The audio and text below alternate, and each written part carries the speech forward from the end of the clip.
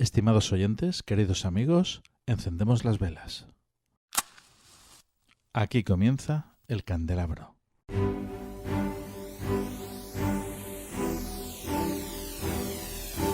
En la oscuridad de la noche, el candelabro nos ilumina y nos cubre de misterio. Arqueología imposible, geometría sagrada, simbología, encuentros cercanos a la muerte, esoterismo, ocultismo, misterios de la historia y ciencias de frontera que nos llevarán a otra dimensión.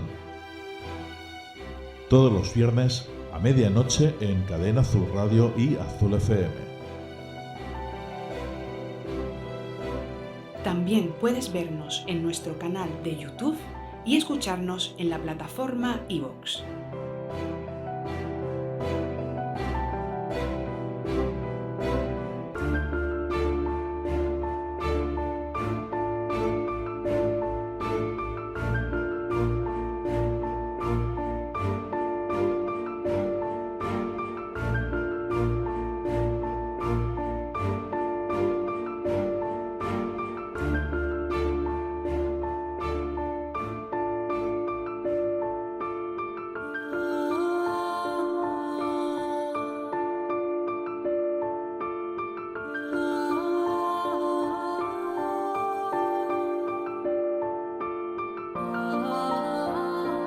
Estimados oyentes, queridos amigos, muy buenas noches. La serpiente para los cristianos simboliza el demonio. También se la reconoce como símbolo de la muerte y al mismo tiempo símbolo de la medicina, la salud, la vida y la resurrección. Es el símbolo de la renovación del ciclo de la vida. Desde la antigüedad ha formado parte de nuestra cultura, nuestra tradición, la historia. Esta noche en el candelabro vamos a hablar del culto de la serpiente.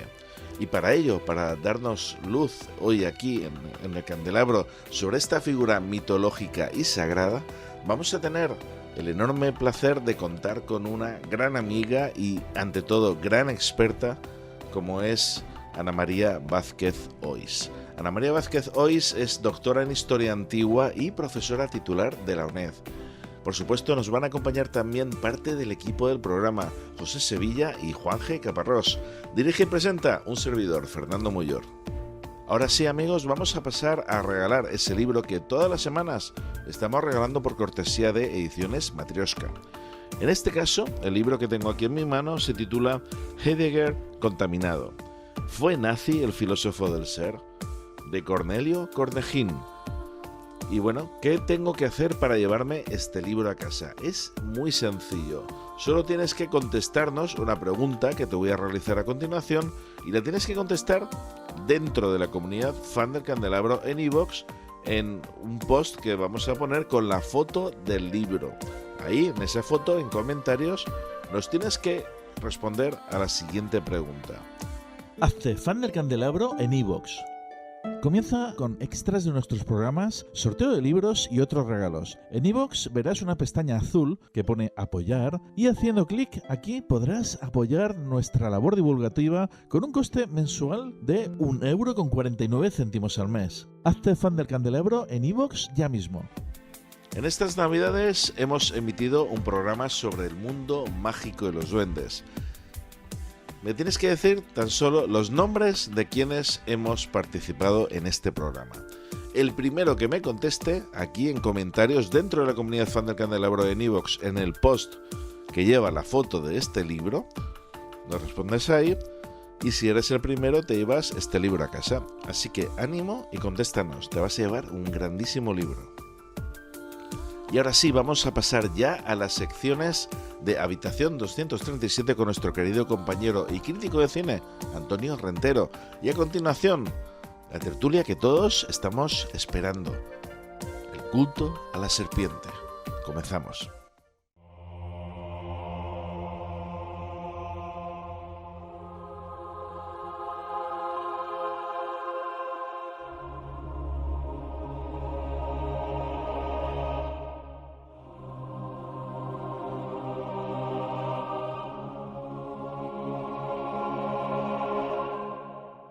Estás escuchando El Candelabro.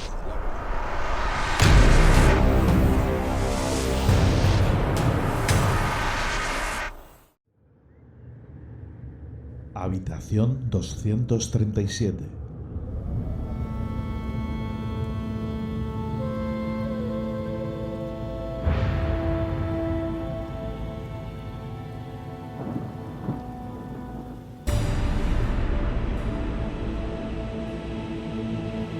Saludos, Fernando, muy buenas noches, muy feliz año a quienes todavía están incorporándose a 2023 y una vez más muchas gracias por esta invitación a que se abra la puerta de la habitación 237 aquí en el Candelabro para hablar en esta ocasión de ese tema del culto a la serpiente que literalmente a mí me recuerda una de las películas de las que vamos a hablar esta noche, pero que importantes han sido las serpientes en tantas y tantas películas, en algunos casos con un papel más protagonista, en otros simplemente como un elemento para hacer avanzar la trama o como un personaje. Desde luego en algunos casos, en la mayoría de ellos hay que reconocerlo, gracias al fruto de los especialistas en los efectos especiales, porque no siempre es sencillo que los animales hagan lo que el director quiere y sobre todo las serpientes, que aunque es muy tradicional, los encantadores de serpientes, pero no es un animal tan fácil de adiestrar como pueda ser un perro. Yo particularmente me iría muy atrás en el tiempo, tan atrás como hace casi un siglo, al año 1931, para hablar del primer King Kong, el de Ernest B. Sothsack y Merian C. Cooper, porque allí veíamos, gracias a la magia de Willis O'Brien, el gran maestro de la animación stop motion, esa pelea en la que King Kong luchaba contra una de esas serpientes, una de esas criaturas de gran tamaño que habitaban en la isla a donde iban los protagonistas inicialmente a rodar una película, pero claro, por el camino se encontraban a toda esta panoplia de criaturas que, insisto, gracias a los efectos especiales, en este caso rudimentarios, de hace 90 años, le permitían al espectador, y siguen permitiendo hoy día, disfrutar de esas peleas. Por cierto, anécdota, inicialmente no se iba a llamar King Kong, sino que simplemente se iba a llamar Kong.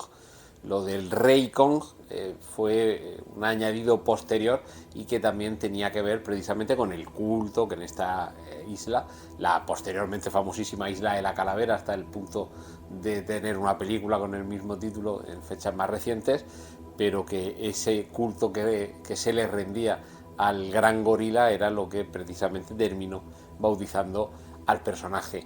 Y también, ya por terminar, el anclaje en el pasado, película muy hija de uno de esos grandes clásicos como es El mundo perdido de Sir Arthur Conan Doyle, con su famoso profesor Challenger, que viajaba a esa zona de Sudamérica donde todavía existían dinosaurios, y es tanto en la literatura como luego en el cine, cuando se hizo la adaptación a principios del siglo XX, uno de los primeros momentos en los que precisamente la serpiente de gran tamaño llegaba a la pantalla. Sí que vamos a avanzar un poquito más, porque seguramente una de las serpientes más famosas de la historia del cine es la que aparecía como la mala de la función en El libro de la selva, la película de animación del año 1967 con la que Disney tomaba la obra de Rudyard Kipling, Mowgli, Bagheera, Balú, por supuesto, el tigre Shere Khan y esa serpiente K que tanto miedo daba y que con esa mirada que hipnotizaba y que dejaba hechizado a la víctima, le permitía rodearla, constreñirla con su cuerpo y deglutirla después de tragársela. Pero todo esto cede ante una de las serpientes en las que yo digo que con esto del culto a la serpiente me ha venido rápidamente a la cabeza. Y es que en mi memoria estaba la película del año 1982, Conan el Bárbaro, dirigida por John Milius, protagonizada por Arnold Schwarzenegger, además rodada íntegramente aquí en España, en distintas localizaciones, desde la ciudad encantada de Cuenca, donde es el lugar donde vivía una de las brujas que aparecían en esta película, hasta las montañas de Ávila, donde, por cierto, en la ficción de Robert E. Howard, el autor de las novelas de Conan el Bárbaro, se situaba la mítica ciudad de Zamora, que aunque se llama exactamente igual que la ciudad castellana, se supone que no es el trasunto de la era hiperbórea de nuestra Zamora española, sino que simplemente a Robert Howard le gustó ese nombre y así se llama la ciudad que aparece en esta película, aunque curiosamente pues Madrid, Segovia, Ávila, Cuenca, en algunas localidades de España, en algunos parajes de nuestras provincias se rodó está Conan el Bárbaro, pero casualmente no en Zamora, a pesar de que en la película parecía un pueblo con esa denominación. Hay que recordar que también esta película, que arrancaba con la niñez de Conan, era Jorge Sanz quien interpretaba al Conan niño y Nadiuska era quien interpretaba a su madre. Es decir, que tenemos una película muy española y mucho española, que diría Rajoy. ¿Y en dónde está el elemento de la serpiente? Precisamente en que Thulsa Doom, el malo de la película, es el líder de ese culto de la serpiente que precisamente hace que en un momento de la película el propio Thulsa Doom, interpretado por James Earl Jones, el actor que le pone voz en la versión original a Darth Vader, por otra parte, pues se convierte él mismo en una serpiente en una secuencia de efectos especiales prácticos, bastante bien hecha, la verdad, bastante espeluznante y que a uno le hace pensar que realmente no estamos asistiendo a una época más o menos remota, pero anclada a la realidad, sino que estamos en un mundo plenamente fantástico donde un hombre dotado de este poder del culto de la serpiente es capaz de transformarse a sí mismo en una serpiente o incluso es capaz de transformar una serpiente en una flecha, que tendrá un papel determinante en esta película. Así que, Fernando, efectivamente el culto de la serpiente era muy importante en esta película de 1982, Conan el Bárbaro. Justo el año antes, en 1981, se había estrenado una película histórica, de esas películas que suponen un antes y un después en la historia del cine. Me estoy refiriendo a En busca del arca perdida, la película dirigida por Spielberg, con producción, con guión, con idea original de George Lucas, con el gran Harrison Ford como el arqueólogo más famoso de la historia del cine y, por supuesto, con esa música inolvidable de John Williams. Y aquí era donde descubríamos, junto al sabor de la aventura, el terror, el pánico que tenía Indiana Jones precisamente a las serpientes, ese pozo de almas donde están tratando de encontrar el arca perdida, y en ese pozo de almas es donde van a encontrarse todo ese montón de serpientes ahí sueltas, que uno siempre se pregunta por dónde han entrado y de qué viven, porque se supone que eso está ahí completamente enterrado entre las arenas del desierto en Egipto. Por algún lado deben entrar y desde luego deben de tener algo para comer ahí, porque es que hay un montón. Y bueno, múltiples anécdotas del propio terror que sí que había a las serpientes dentro del equipo de rodaje, hasta algún momento en el que se aprecia en la película un cristal que hay por delante para separar al actor, a la actriz en concreto, a Karen Allen, cuando cae delante de las serpientes y una de ellas que intenta atacarla, y evidentemente la forma más sencilla de trucar esto en el cine es poner un cristal con el ángulo adecuado para que no se vean ningún tipo de brillo, ningún tipo de reflejo, y que esté completamente a salvo la actriz de posibles ataques de cualquiera de las serpientes que había allí. Y desde luego uno de los momentos espeluznantes en los que el personaje de Indiana Jones tiene que pasar por ese aro, sucumbir frente a ese pánico cerval que tiene ante las serpientes, cosa que por ejemplo no tiene ni contra las ratas, como descubrimos en Indiana Jones y la última cruzada, ni a los insectos, como descubrimos en Indiana Jones y el templo maldito, ni tampoco a las arañas, como vemos al comienzo de En busca del arca perdida. Y yo creo que casi todos le tenemos un poco de miedo, si no terror, a las arañas, menos Indiana Jones. Indiana Jones, todos estos bichos le dan exactamente igual. Eso sí, no lo metas en un pozo lleno de serpientes. Hasta ahora la serpiente ha tenido diversos papeles en las películas de las que he estado hablando, pero yo creo que cambia todo un poco a raíz del estreno en 1997 de Anaconda, la película que dirigió Luis Llosa, y bueno, elenco protagonizada por Jennifer López, Jon Voight, Eric Stoltz, Ice Cube, Owen Wilson o Danny Trejo, y que nos lleva a una exploración en el Amazonas. Un grupo está tratando de localizar una civilización perdida, una tribu que está perdida, y se hacen acompañar por un guía, un antiguo sacerdote que realmente, aunque conoce la zona, lo que quiere no es tanto encontrar esa tribu perdida como encontrar la anaconda del título, una serpiente gigante de 12 metros de longitud. Y evidentemente, y aquí ya en el año 1997, la mezcla de los efectos especiales prácticos con los efectos especiales digitales, que ya comenzaban a tener desde el año 1993 con Parque Jurásico un papel cada vez más importante y sobre todo cada vez más realista, pues en este caso, en Anaconda, era uno de esos ejemplos los que gracias a la magia digital podíamos ver de una manera realista, creíble, una criatura completamente fantástica como es esta anaconda de 12 metros, capaz de hacer, de atacar el barco entero y por supuesto hacer pasar mucho miedo y mucho asco, sobre todo mucho asco al espectador. Pasarían unos cuantos años y uniríamos el pánico que algunos tienen a viajar en el avión con el temor ante las serpientes. Esto es como aquel anuncio de las salchichas con queso que viajaban en un vagón de tren, el señor que vendía salchichas con el señor que vendía queso, se intercambiaban los productos y al pasar por el túnel se les ocurría a los dos la gran idea de salchichas con queso. Pues algo así parecía en esta película, donde Samuel L. Jackson y Elsa Pataky vivían lo peor, o de las peores cosas que se pueden vivir en un avión, y es que sueltas dentro de un avión haya serpientes. El título ya lo dice solo, serpientes en el avión.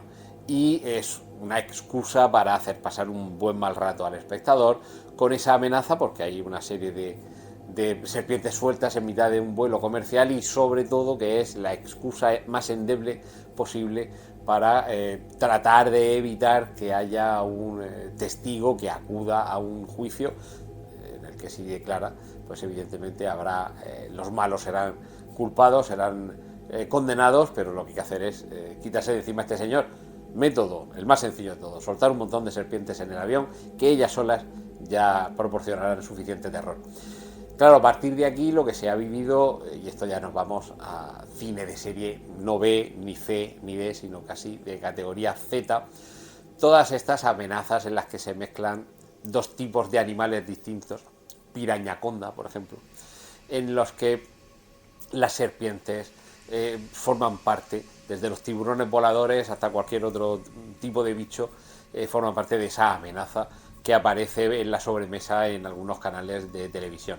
Pero creo que de las últimas serpientes, la que puede haber generado un poco más de terror, sobre todo entre los más jóvenes, porque hay muchos lectores, luego espectadores, que han seguido esta saga, es Nagini, la serpiente de Lord Voldemort, terrible, temible, que descubríamos en la segunda parte de las aventuras, tanto literarias como cinematográficas, del personaje de J.K. Rowling. En Harry Potter y la Cámara Secreta descubríamos a esta serpiente, una de las criaturas al servicio de aquel del que nunca hablamos, y que más tarde, posteriormente, descubriríamos en un libro que era un catálogo de criaturas que ha generado su propia saga cinematográfica. Habló de criaturas fantásticas y dónde encontrarlas. Ahí descubriríamos algo más sobre la historia de Nagini, de esta gran serpiente terrible y que amenazaba a Harry Potter y a sus amigos, como digo, en esta segunda entrega cinematográfica, la película de 2002, Harry Potter y la Cámara Secreta, dirigida por Chris Columbus, nombre que, por cierto, en inglés significa Cristóbal Colón. Pues bueno, con todo este resumen de serpientes de las más diversas, desde animación stop motion a dibujos animados basados en la literatura, desde Robert E. Howard y J.K. Rowling hasta Rudyard Kipling. Como ves, Fernando, hemos tenido serpientes para todos, hemos tenido un gran culto a la serpiente, empezando por ese culto de Tulsa Doom, el personaje que interpretaba James Earl Jones en Conan el Bárbaro, capaz él mismo de convertirse en una gigantesca serpiente. Pues esperando que no haya ninguno de quienes nos están escuchando que tenga que sufrir nunca ni la picadura ni el abrazo de estos reptiles, me despido, Fernando, agradeciéndote una vez más esta invitación a que la puerta de la habitación 237 se abra aquí, en el Candelabro. Un saludo.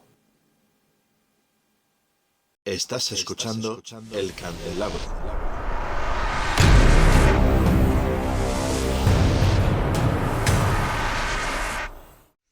Estimados oyentes, queridos amigos, muy buenas noches y bienvenidos a esta tertulia que todos estamos esperando. y en esta ocasión muy bien acompañado con Ana María Vázquez Ois, a la que echábamos de menos. Muy buenas noches, Ana María. Buenas noches. Estoy muy liada, eso, como estoy jubilada, todo el mundo me usa. Ya que no tiene usted nada que hacer. Bueno, eso es bueno, ¿no? Estás ahí activa Sí. y que no paras. Eso es fantástico. También tenemos a nuestros compañeros José Sevilla. Muy buenas. Muy buenas noches, dispuesto a aprender un montón con Ana María, como siempre. Y Juanje Caparrós. Muy buenas noches, Juanje. Buenas noches, encantado de estar aquí y, como dice José, aprender y vamos a apostar lo que se pueda. Esta Y noche, aprendemos todos algo, ¿no? esta noche vamos a aprender, yo creo que mucho, ¿no? Acerca de el culto de la serpiente. Así lo hemos titulado este programa. Y bueno, Ana María, cuéntanos, ¿cómo es esto del culto a la serpiente? ¿Por qué la serpiente? ¿Dónde empezó? ¿O cómo empezó a interesarte esto de la serpiente? Pues me empezó a interesar porque yo hice la tesis de la religión romana en España y entonces tenía algunas inscripciones en las que aparecía dos serpientes a los lados de una lápida y luego eso están en el Museo Vaticano y en medio una piña. Y luego hay un sarcófago también del Museo Vaticano que tiene una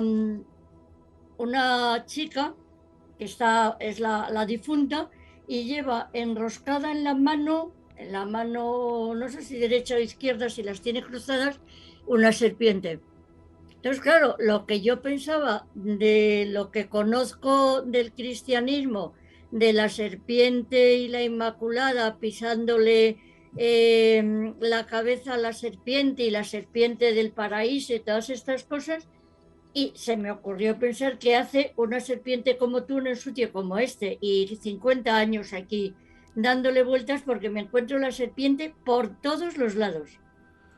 Eso es cierto. De hecho, bueno, investigando un poquito acerca de la serpiente, efectivamente veo que vamos, es amplísimo toda la información que podemos encontrar acerca de la serpiente, ¿no?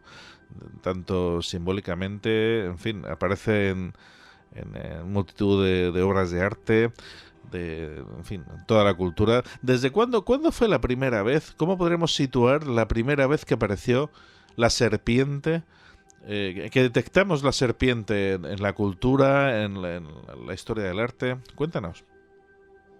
Pues vamos a ver, eso es muy difícil, es decir, lo de la primera vez, porque como no sabemos dónde y cuándo comienza la historia, tenemos que remitirnos a las primeras pruebas de lo que es la serpiente, ¿no? A mí me vale, cuando he querido ir a un congreso internacional, he llevado una ponencia sobre la serpiente. O sea, yo he presentado a la serpiente en montones de congresos internacionales, porque está presente en todas las culturas. La más antigua que conozco es la sumeria, pero resulta que al descubrirse en Anatolia Göbekli Tepe, resulta que también hay figuras más antiguas de serpientes grabadas en el gran Trilitón que está en el santuario de Göbekli Tepe, con lo cual es casi en el inicio de la cultura está presente la serpiente sin que, al no tener pruebas escritas de qué significa, lo que hacemos es imaginarla. Lo más antiguo que conozco, ya te digo, está en Göbekli Tepe, y luego la tengo también en Sumer, en Akkad, en Babilonia. Sí, en Sumeria, la Mushusu, ¿no? La serpiente dragón o algo así. Dime. Mushusu se llama, la serpiente dragón, Sumeria. El Mujusu, sí. Cada uno le llama como quiere.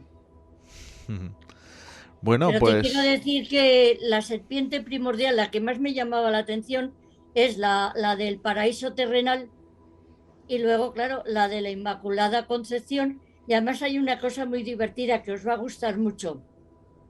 Teóricamente es el enemigo de Yahvé y el enemigo de la mujer, con todo el follón, con toda la leyenda del paraíso terrenal.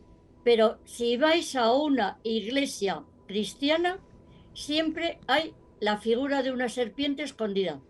Entonces la tengo en los claustros románicos, en los claustros góticos, y luego en la parte de abajo de los capiteles está muchísimo. Es como si fuese una reminiscencia de los antiguos cultos paganos.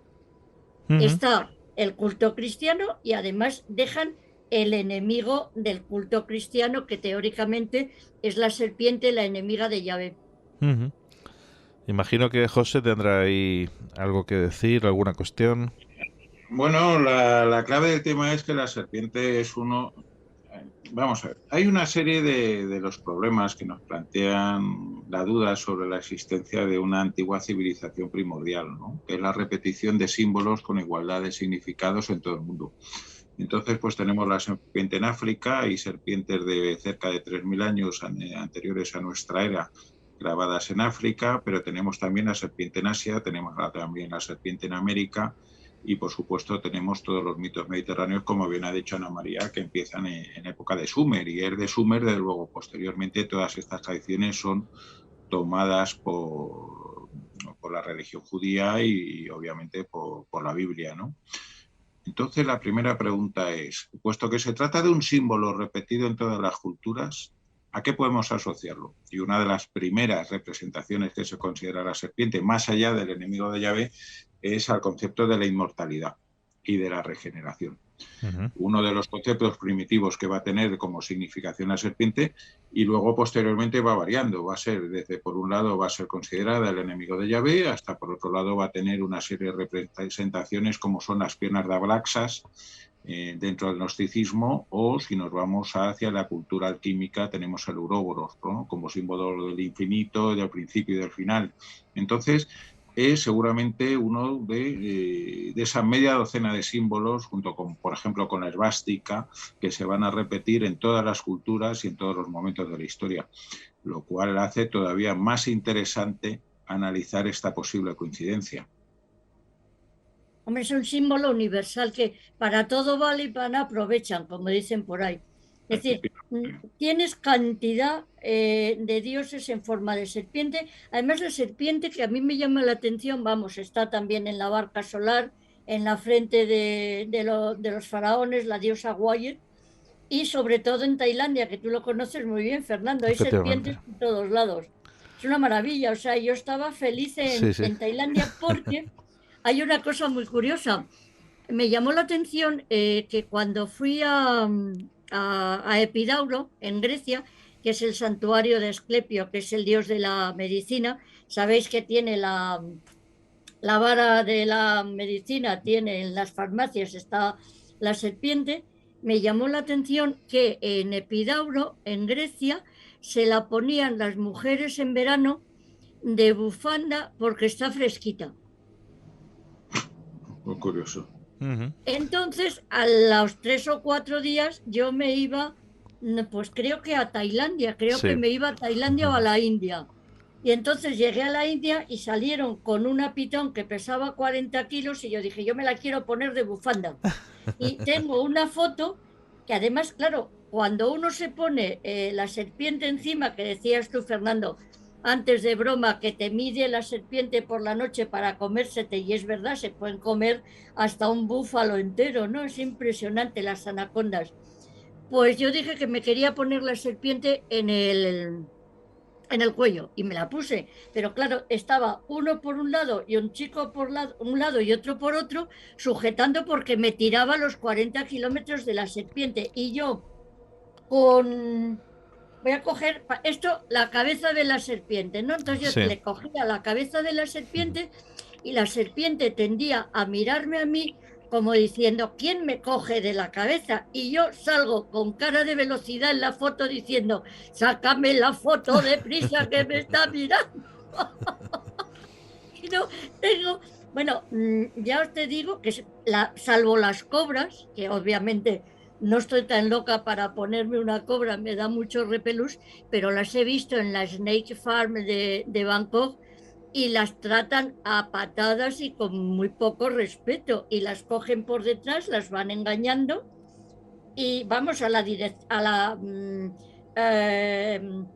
distancia que tengo el ordenador, yo he tenido la cobra cuando le ponen un vaso, le ponen el vaso así, le hacen que muerda en una membrana y suelta un chorro de veneno impresionante para que se utiliza para construir los antídotos, vamos, para fabricar.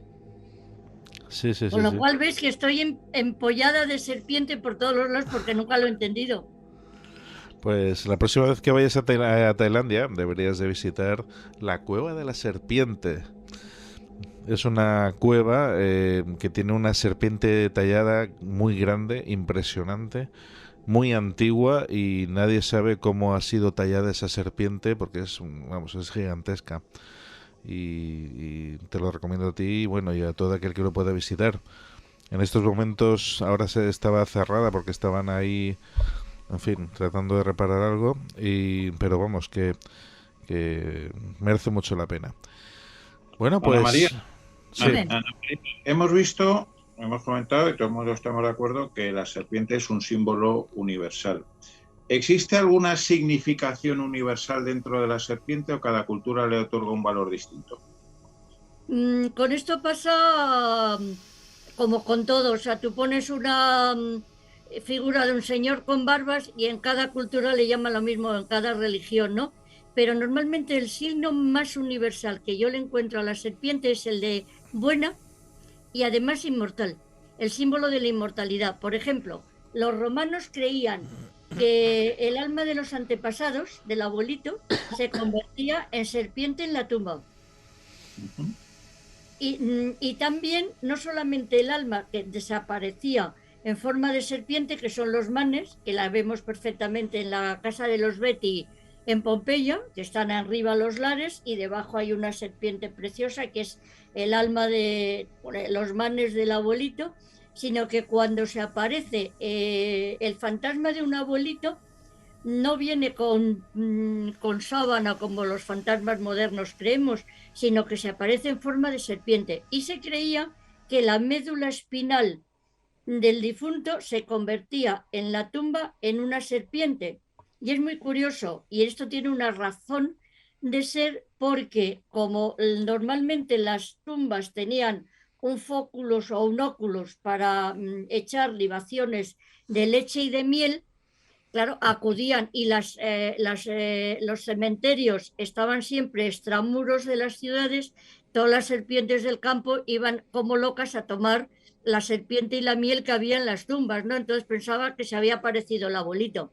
Y en realidad era una serpiente de verdad, totalmente doméstica. Hay muy pocas serpientes que sean venenosas. Por ejemplo, en Europa y en España la única es la víbora, que es chiquitita, esa la pisas y te puede morder, te pisa el tobillo, y por eso hay que ir al campo con unas buenas botas y además con un palo para ir moviendo el palo delante de ti para asustarla y que huya. La serpiente jamás ataca si tú no la pisas y si tú no te metes con ella, porque si pierde el veneno pierde toda su efectividad y toda su fuerza y todo su poder.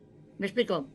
Y luego, Sí. por ejemplo, en Grecia la tenían como gato. Antes de Alejandro Magno, que no existían los gatos en Europa, pues las utilizaban para comerse los ratones. Y le llaman el buen espíritu del hogar. Qué curioso. Todos los hogares tenían que tener una serpiente. Sí, pero fíjate, has comentado una cosa que es bastante curiosa, ¿no? Que es, en cierta manera, la coincidencia de que la médula espinal se convierte en una serpiente, y eso Sí. podemos enlazarlo con la tradición hindú de todo el tema de la serpiente de la Kundalini. No, hombre, la Kundalini es doble y además es la médula espinal, es la energía de la persona. No tiene nada que ver. Pero coincide también con el símbolo del caduceo.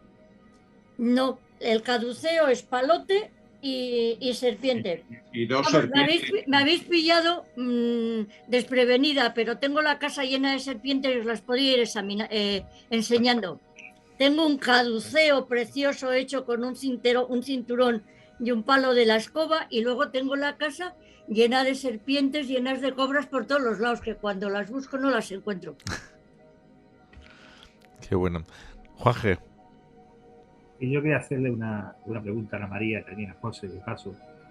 ha hablado de que la serpiente se le conocía como el enemigo de Yahvé. Sí. Pero creo recordar que en la Biblia, cuando el diluvio universal, Noé ya ve que llega el diluvio, cita la Biblia que justamente se enrolla en su brazo izquierdo una piel de serpiente.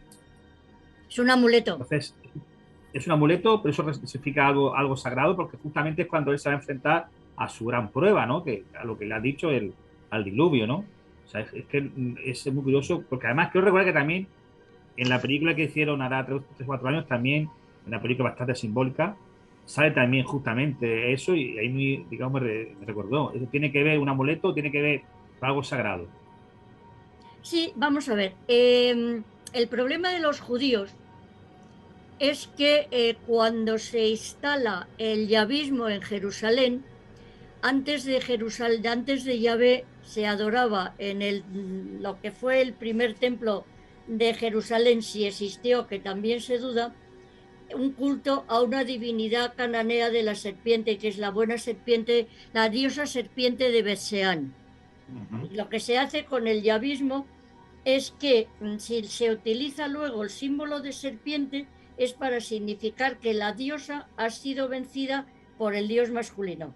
¿Me explico? Es cuestión de antifeminismo o machismo, si queréis que lo ponga de moda. Así me meto con 3 señores a la vez, como no me podéis atacar.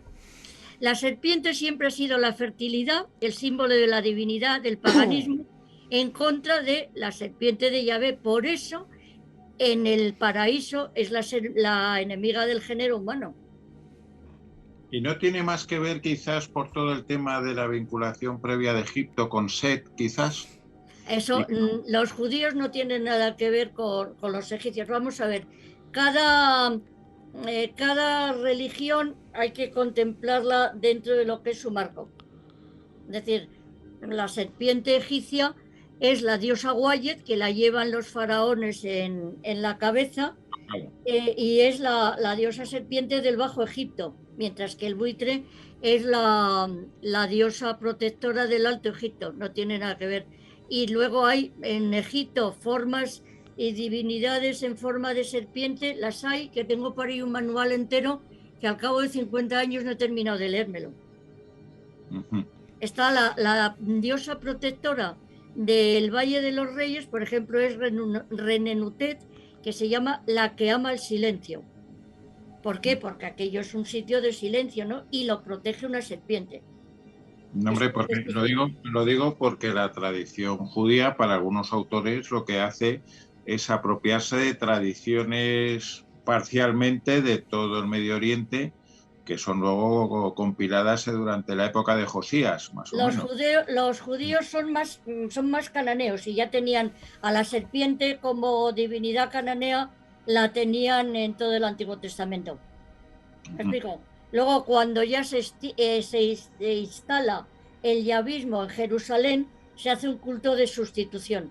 Y posiblemente el dejar un amuleto en forma de serpiente es que no se quita del todo el culto a la serpiente, como no se quita la serpiente en las iglesias cristianas, que es lo que a mí me llama la atención, ¿no? Que para mí es el diablo, y para la iconografía cristiana el diablo es el enemigo. Y la serpiente, claro. Hablamos de iglesias cristianas. Ana María, ¿y en España qué regiones tienen más tradición a la serpiente? ¿O qué tradiciones existen más vinculadas? Muy divertida. Vamos a ver, en los gallegos hay una tradición curiosísima que recoge López Cuevillas, que dice que en el campo, que hay muchas serpientes, si una mujer, el marido se encuentra a la mujer con una serpiente metida en la vagina, la tiene que sacar a la serpiente y cortarle la cabeza, porque significa que la mujer está copulando con una serpiente. Eso te indica, en lo que son las tradiciones antiguas de la Galicia antiquísima, que existía la utilización de la serpiente fálica. Ajá. Comprenderéis que uno se mete una cosa caliente y no se mete una serpiente fría. ¿Me explico? Con lo cual yo no le veo la gracia, pero por ejemplo, una arqueóloga mirísima mía y nada ducha a inventar cosas, me contó otra leyenda de que ella estaba en una casa de campo su madre y estaba amamantando a su hermano, me lo contaba ella, y el niño pues no crecía y no crecía porque la madre se sacaba la teta por la noche y el crío se enganchaba. Y entonces parece ser que la serpiente se sustituía al bebé y le chupaba la leche a la teta de la madre. Vaya. Pues vale, esa tradición o esa leyenda yo también la he escuchado en la Sierra de Segura, en Jaén. Sí. Es un tópico en cierta manera del mundo rural español. Sí. El tema de que la serpiente le roba la leche a las madres. A las madres, sí, porque le gusta la leche, dice, pues vale. Y también se decía que en Galicia, siempre que hay que una serpiente ve a una aldeana desnuda, siempre tiende a ir hacia ella, ¿no? No sabemos qué significado decía eso, pero vamos, también pueden ir a lo mejor por ahí ver los tiros. Vamos, ¿no? Es una forma de explicar la utilización de la serpiente como consolador. ¿Me explico? Muy bueno, sí. Entonces, como ahora estamos tan modernos y hablamos todos de sexo, como es más fácil entender de sexo que de internet. Hablaste también cuando íbamos a realizar la jornada que realizamos finalmente de solo un día en Caravaca de la Cruz, que ahí había precisamente también un templo en el que apareció una serpiente, ¿no? Eso me enteré yo porque al leer las excavaciones del templo de Caravaca, obviamente... ¿De qué templo hablamos? Arqueólogos, el templo de Caravaca de la Cruz, ¿sí? Que es el primer templo romano. La Encarnación. Que construye en España, el de la Encarnación, sí. Y que luego está la ermita encima. Pues hay un antro donde se descubre, si miras el templo de frente, como a la derecha abajo, hay un antro en el que se encuentran huesecillos de animales. Entonces, claro, blanco y en botella leche, ¿qué es lo que había ahí? Un antro de serpientes a las que se alimentaban con ratoncitos y con hurones y con todas estas cosas que los arqueólogos que los cavaron, si no estudian las serpientes o no conocen las serpientes, no se dieron cuenta. Es decir, que en Caravaca había un anterior culto prerromano a las serpientes que además está por todo Levante y que tenéis en un artículo mío que se llama, no sé, lo publiqué en el Bimilenario de Augusto, en la Complutense, y cómo se utiliza el emperador Augusto la figura de la serpiente como un símbolo para introducir la religión y para introducir sus cultos en España, y además como símbolo de moneda. Daros cuenta que tiene la forma de S, que es como pintamos el signo del dólar. ¿Me explico? Lo que pasa es que el símbolo del dólar realmente no proviene de ahí, proviene de una estilización del real de A8 español, que tiene las dos columnas y el plus ultra, y que era la moneda... Sí, pero te quiero decir que en ese sentido, y antes, aunque venga del plus ultra o lo que quieras, tienes la utilización de la serpiente como un símbolo que es la S, que luego se utiliza como tú dices, el plus ultra, la lavanda o lo que queráis.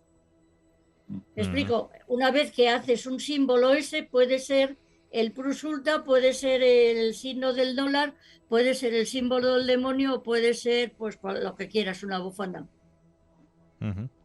Y otro símbolo que también me llama la atención es el logo de la medicina, que también aparece serpientes. ¿Cómo es posible que en algo tan positivo como la medicina aparezcan serpientes? Porque la serpiente es benéfica, y es la serpiente de Esculapio, que es la fe longuísima, que es hay en España, y también es el símbolo tomado del dios Sadrafa, que es el dios mesopotámico que también lleva el caduceo con la serpiente. Y también lleva una serpiente en los brazos, la diosa Higia, que es la hija de Esculapio. ¿Me explico? Porque es buena. Es decir, a mí me llamó mucho la atención un tío mío que tenía muchísimas hemorragias por la nariz y le utilizaba un medicamento que se llama Reptilase, que no sé si se utilizará ahora, que es para coagular la sangre. Se utiliza muchísimo. Y bueno, no os quiero decir la cantidad. Yo tengo una víbora disecada en una vitrina que me la trajo un amigo mío del desierto del Sáhara, y tengo camisas de serpientes, todo el mundo me regala cosas, falos y serpientes. Tengo la casa llena de... Además es muy divertido porque cuando he hecho obra se me olvidaba guardar los falos y de repente dije, Dios mío, ¿qué pensarán los obreros? ¿Esta tía está loca o esto es una casa de lenocinio? Claro. Pero vamos, yo me río mucho por eso. Y luego, claro, mis nietos han jugado con mis serpientes de ¿cómo se llama? De peluche toda la vida. ¿Me explico? Es un símbolo en la farmacia, ¿no? La serpiente, obviamente. ¿El qué? En las farmacias también hay un símbolo de la serpiente. Imagino que estará muy ligado a lo que habéis comentado. Claro, es la serpiente, serpiente de Esculapio, que es la serpiente buena. Que es la serpiente, por ejemplo, cerca de un recipiente, como de una copa, de una medicina, vamos, de algo que te va a curar. Pero aquí llamamos serpiente, la serpiente buena, dices. Mira, si seguís hablando vosotros, me voy a por 3 o 4 serpientes y os las enseño. Y así hago propaganda de mi rabo de la escoba con la serpiente, que es buenísima. Y además es muy divertido porque, claro, la familia ya me conoce, ¿no? Sí. Pero pones la mano en una repisa y te encuentras una cobra de goma. Ajá. Se lleva la gente. ¿Esto qué es? ¿Que quieres quitar esto? No me da la gana, que es mi serpiente, claro. Venga, para mí pues... es un animal genial. Me encanta. Ajá. Sí, que quería preguntarle, hablando del tema de la simbología de las, digamos, serpientes que hay, que incluso algunos escudos de algunos países vienen digamos, con serpiente. Yo, por ejemplo, México, quiero recordar que la bandera lleva un águila junto con una serpiente. Sí, pero es distinto. La bandera que lleva una serpiente más significativa es la primera bandera de Estados Unidos cuando se está produciendo la rebelión de las 13 colonias, y es sobre fondo amarillo una serpiente de cascabel con el lema de "no me pises".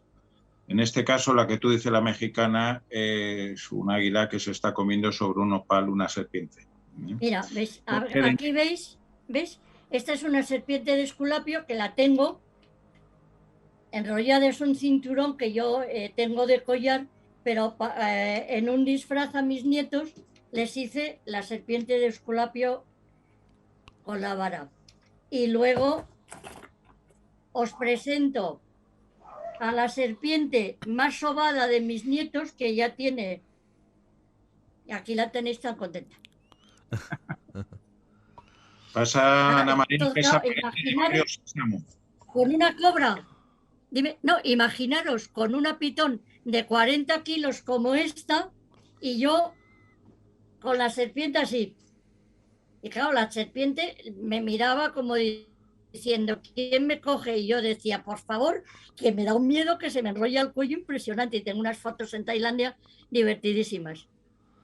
Lo que es muy interesante, volviendo a la igualdad de símbolos, es que una figura de serpiente que se repite mucho, que hay en Tailandia, que hay en China, que hay en Europa y que hay en América, es la serpiente de 2 cabezas. Entonces eso es una figura también que se repite muchísimo, de tal manera que cuando uno ve las fotos hay veces en que no sabe realmente si la foto que es de la serpiente de 2 cabezas que está viendo en un templo es de México o es de Tailandia o es de toda la zona, ¿no? Entonces es volver a estos primeros cultos primordiales que el hombre antiguo pues empieza a identificar fuerzas de la naturaleza con... Pero la serpiente de 2 cabezas existe.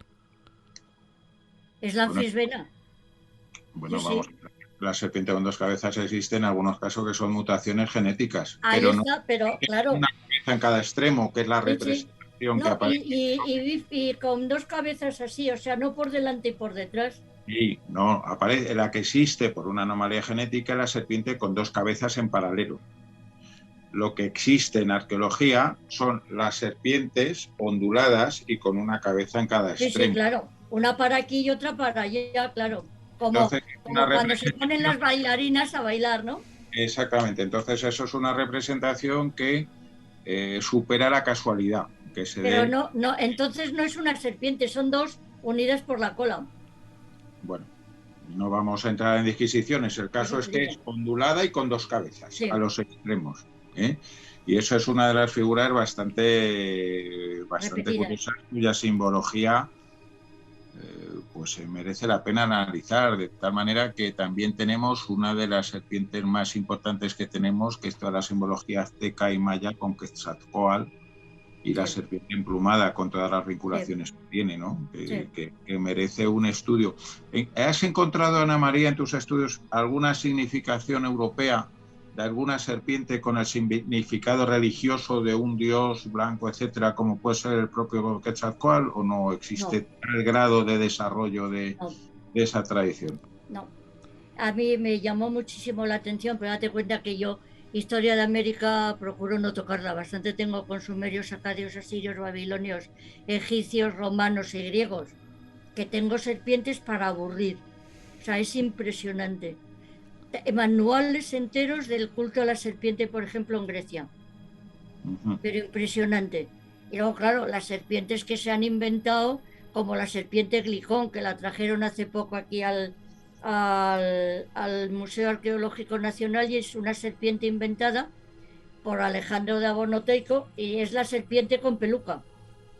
La serpiente con peluca. O sea, el tío era de Macedonia, era un vendedor de fantasías, un falso profeta, y entonces se inventó que nacía de un huevo de avestruz, que iba a nacer el dios, la sacó del huevo, estaba preparado, y la puso en el templo y la adoraban. Hay un libro escrito muy divertido de Luciano de Samosata, se llama Alejandro el falso profeta, me parece, si no me equivoco.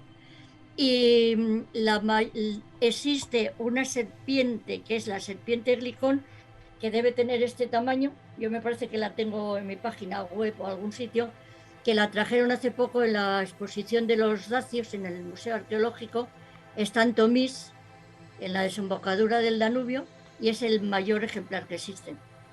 Sí, porque es la serpiente inventada. Porque estamos hablando del grifón o del grifo de la genealogía medieval. El grifo que tiene pico de gallo. Yo estoy hablando de una serpiente con peluca. Serpiente con peluca. Tú imagínate que a esto le pongo encima una peluca. Sí. Y hago un churrito como una ensaimada, y eso es la serpiente Glicón, que lo podéis mirar en internet, y yo la llamo la serpiente con peluca. Y es un invento, es un culto que se inventó Alejandro de Abonoteico en el Mar Negro, en la época del siglo II, por ahí, después de Cristo. Qué curioso.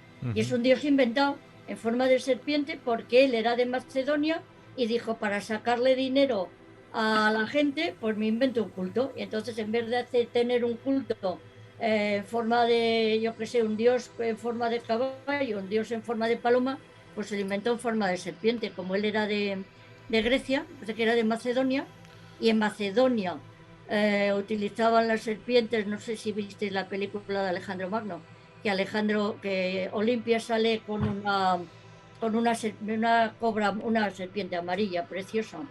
Y son cultos que las tenían por casa, repito, como tenían un gato. Y de hecho, la fundación de... A mí me lo explicaron por eso, porque no existían los gatos en Occidente. Y entonces, si tú tienes una serpiente en tu casa, se te come los ratones. Le pones leche, no se mete con nadie, no ataca, obviamente, es una serpiente doméstica. Y claro, yo no me gustaría que esta fuese de verdad, me explico. Pero la gente lo tiene, igual que tiene un perro, tiene un gato, pues tienen una serpiente. Blanco Freijeiro, me contaron, profesor muy famoso español, tenía una serpiente en el jardín y le llamaban el agatodaimon, que es el espíritu de la casa, en forma de serpiente. A María, en la famosa película Mogambo, te recuerdo que había una boa allí en la casa que al principio Ava Gardner se asustaba y le decía a Clark Gable, dice, tranquila que no veas por aquí ni un ratón ni una rata. Y luego pues que no me acuerdo habla con ella, la película sigue y ya la ve como si fuera un animal de compañía, lo está en la cama, lo quita, lo trae, o sea que es muy curioso eso que estás contando, porque es verdad. Madre mía. Bueno, claro, si yo ya te digo, y por ejemplo el Agatodaimon, que es la serpiente que está adorada en Grecia, es Agazos, es bueno, y Daimon es espíritu, el espíritu protector de la casa. Se come los ratones. Fíjate que siempre que no sé, he escuchado algo relativo a las serpientes, se me ha venido a la cabeza enseguida Egipto. Egipto, la serpiente tiene una presencia, vamos, es tremendo, ¿no? Desde Cleopatra, la mismísima Cleopatra. ¿Puedes decirnos qué significación, tiene alguna significación especial la serpiente en Egipto? Bueno, imagino que también dioses. Depende de la serpiente. O sea, la serpiente de los faraones es la diosa Wayet, que es la diosa de la parte baja del Nilo, que es la diosa cobra, Wayet. Y luego la diosa Nerbe, que está en la frente de los faraones, es la diosa buitre. Entonces significa la que protege al faraón. Daros cuenta que es muy curioso, porque tienes la serpiente, que la cobra, tenéis en la diosa buitre, y está sentado en un trono que es el nombre de Isis, es decir, el faraón está protegido por 3 diosas femeninas. Ajá. Bueno, y desde luego serpientes físicas, vamos, por ahí, vamos, era a menudo hasta tal punto, ¿no? De que una de ellas... Bueno, la verdad... yo he visto una María, cuando justamente con el tema de lo del Egipto, he mencionado Fernando a Cleopatra, sí. No sé si será leyenda o historia, ella se suicidó por una de ellas con un áspid, efectivamente, ¿no? con un áspid. ¿Eso es simbología o en verdad se suicidó así?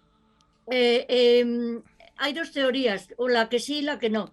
Es decir, que se la metieron en una cesta porque no le dejaban a gusto, no quería que muriese, quería pasearla por Roma como encadenada, y ella dijo que tururú, ¿no? Entonces consiguieron meterle en una cesta un áspid. Y otra se dice que es una muerte ritual, porque ella, al ser mordida por la cobra, es como la simbología de la diosa serpiente, protectora de la monarquía egipcia.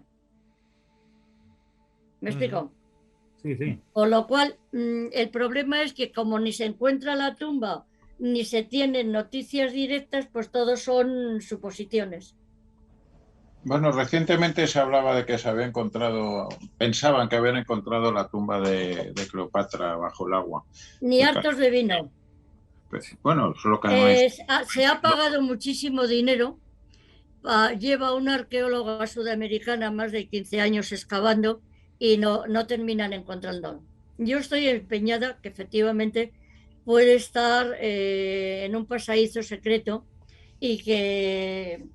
pero no se sabe nada. Igual que se desapareció la tumba de Alejandro Magno, pues desapareció no está la de Cleopatra, no aparece.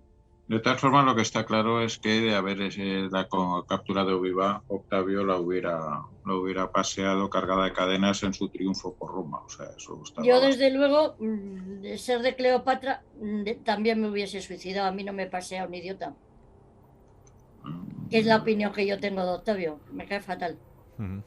Bueno, yo la defiendo a gusto bastante.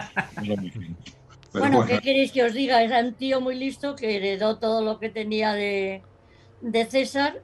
Llevo un año estudiando la Eneida, destripando la Eneida, que le ponen a caer de un burro y me lo estoy pasando pipa. Y lo que Augusto es un excelente manipulador con un excelente equipo de gente que le hacía la pelota, que valía muchísimo. Pero él no valía, o sea, él no ganó las batallas, las ganaba Agripa. Yo te lo digo como profesora de historia de Roma. Pero Augusto en la batalla de Actium estaba con descomposición del susto que tenía metido en el barco, y la ganó Agripa. Un líder no necesariamente necesita ser un genio militar, sí, sino pero de gente capaz. Agripa le ganaba las batallas y se las dejaba al jefe, que es lo que hay que hacer. Claro. Por Claro. eso, ¿quién pasa la historia? Pero en ¿Quién cambio César sí luchaba, cariño. ¿El qué? Entonces la diferencia entre César, César que sí es lucha, el que ¿no? me parece magnífico, y Augusto, que me parece que era un soberbio impresionante y además sometido a su mujer, y encima era un gran propagador y un excelente manejador de lo que es la propaganda. Bueno, vamos a ver, es que hablando de Roma, hay emperadores que tienen... Oye, una cosa, el día que hablemos de Roma, hablamos de Roma, estamos con la serpiente.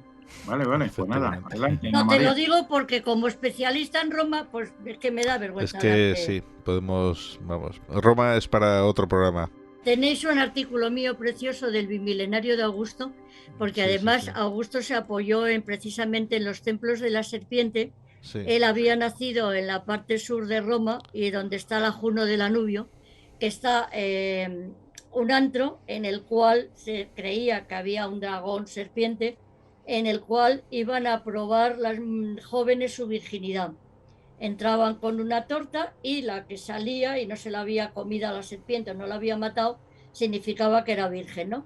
En esos dos santuarios que le prestaron el dinero a Augusto porque él no tenía un denario y el testamento de César todavía no le había llegado, eran santuarios precisamente de serpientes y de divinidades que tenían relación con la serpiente, y luego él la utiliza, como os he dicho antes, en el símbolo de que estaba en las famosas monedas de Éfeso, que son las de los Dionysiaikoi Ternitae, que son las serpientes con los cistóforos que salen de una cesta, que están relacionadas con el templo, con la vida eterna del culto de Dionisos.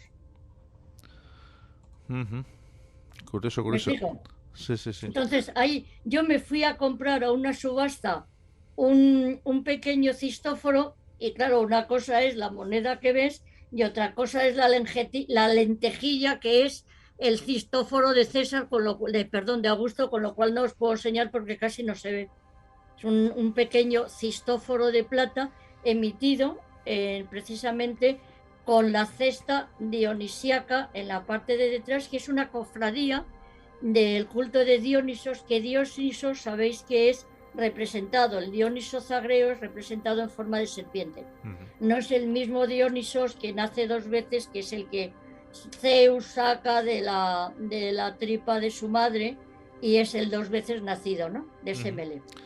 Una cosa, al principio del programa has hablado así muy de pasadas de la Inmaculada de la Concepción y la serpiente. ¿Cuál es el vínculo entre la serpiente y la Inmaculada?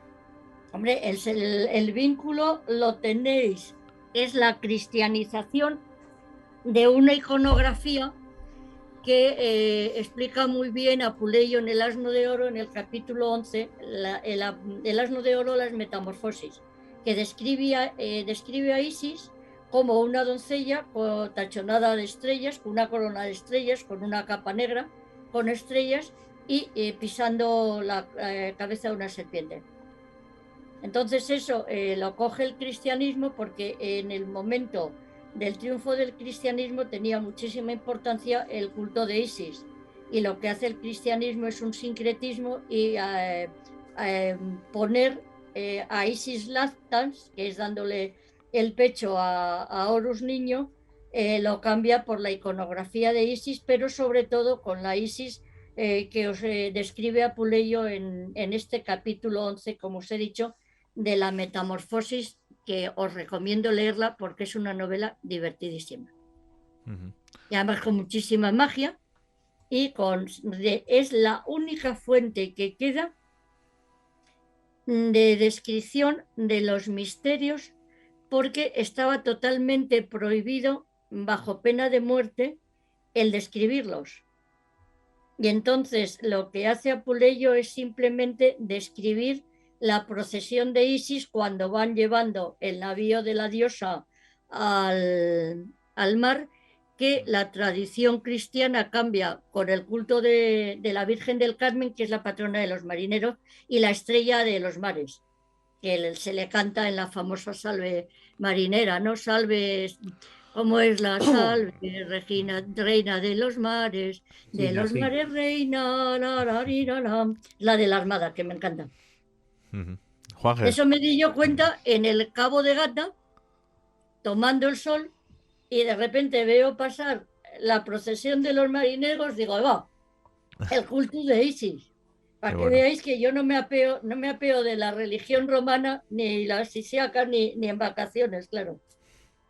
Y es muy curioso porque es la cristianización de un culto pagano. Además es muy divertido porque, por ejemplo, tenéis una serpiente preciosa, preciosa cuando vayáis a Roma, en la isla Tiberina, en la parte justo que da a lo que es el Foro Boario, tenéis una serpiente de Esculapio preciosa. Y es la leyenda de que se introdujo en Roma el culto de Esculapio, y allí además en esa isla tenían un sanatorio para tuberculosos y enfermos que estaban muy enfermos, el dios de la medicina. Ahora hay una iglesia muy bonita. Juanje, tenéis por ahí. Yo quisiera hacerle a Ana María una pregunta. Noto que hay mucha simbología siempre entre la serpiente y la sexualidad, pero en toda la antigüedad, has hablado de Egipto, los sumerios, Roma, siempre hay una especie de una simbología bastante, digamos, evidente entre el sexo y la serpiente, ¿no? Sí, el símbolo fálico que te lo he dicho. Símbolo fálico. Y lo más curioso es la leyenda esa que hemos hablado de lo de que la recoge López Cuevillas, ¿no? Que, que se utilizaba en los pueblos como un consolador. O sea, yo no me imagino. Hay cosas mejor para meterse que una serpiente, pero es lo que cuenta la leyenda de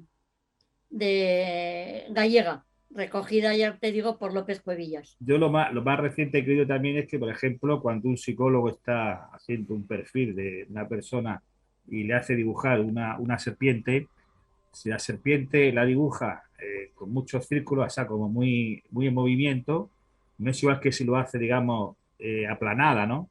Eso habla del impulso sexual que tiene esa persona, o sea, que incluso Claro. creemos que todavía no es lo mismo. en la ciencia moderna tiene así. mucha Claro, presencia, ¿no? claro. Depende de la imaginación del lector. Sí, 50 años estudiando el bicho y no he terminado. Y desde luego, cuando me dicen mis hijos, ¿no escribirás el libro? Digo, no. Porque tengo tanta información que no sé a quién dejarme. Entonces, lo que tengo son